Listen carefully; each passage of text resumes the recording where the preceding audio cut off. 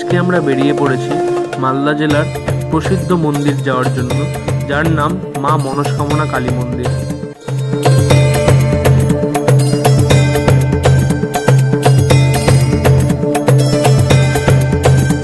মালদা জেলার 420 মোড় থেকে পায়ে হাঁটা দূরত্বে এই মন্দির অবস্থিত।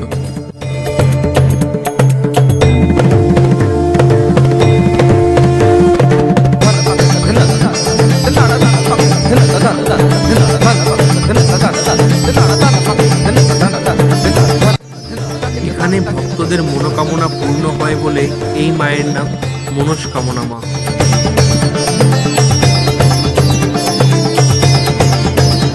এখানকার বাৎসরিক পুজো বৈশাখ মাসে হয়ে থাকে।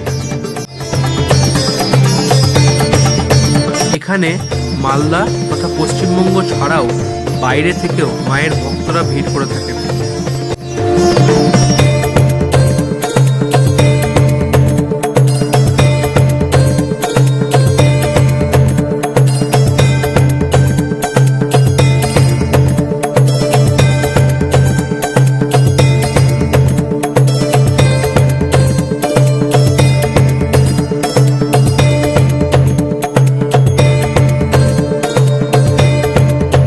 মন্দিরে পূজা দেওয়া শেষ হলো, এখন আমরা বাড়ি পথে রওনা দিলাম। মাঝখানে এখন কিছু খাবো, বাড়ি পথে রওনা। এই যে ভোগ, এখন বাড়ি যাবো।